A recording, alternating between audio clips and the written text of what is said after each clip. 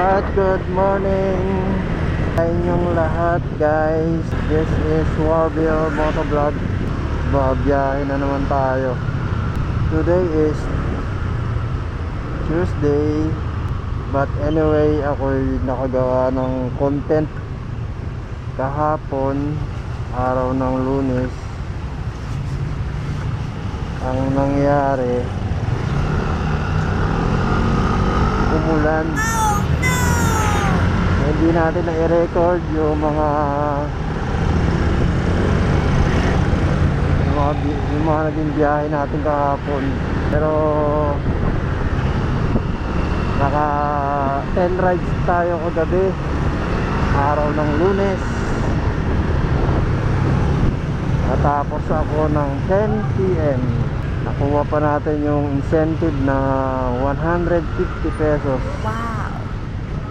Ngayon, bago ako bumiyahe, hinatid ko muna yung aking kapatid. Tapos, pinacar wash ko yung aking motor wash pala. Ngayon, pinasukan na tayo ng first booking dito sa Grass Residence. A few moments later. Alright, naihatid ko na yung first booking.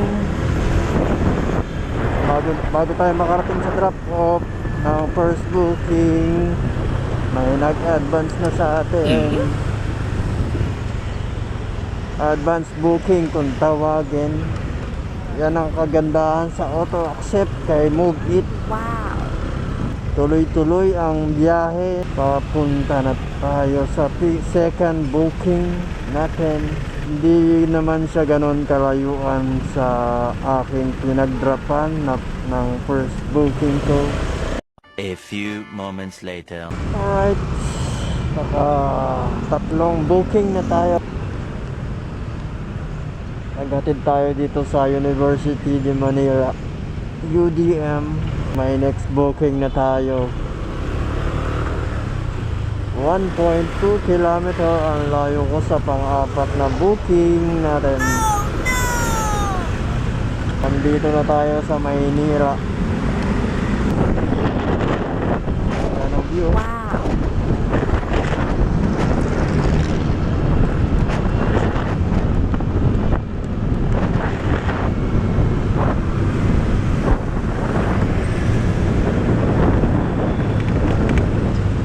Lapit na tayo sa pick up. 300 meters na lang.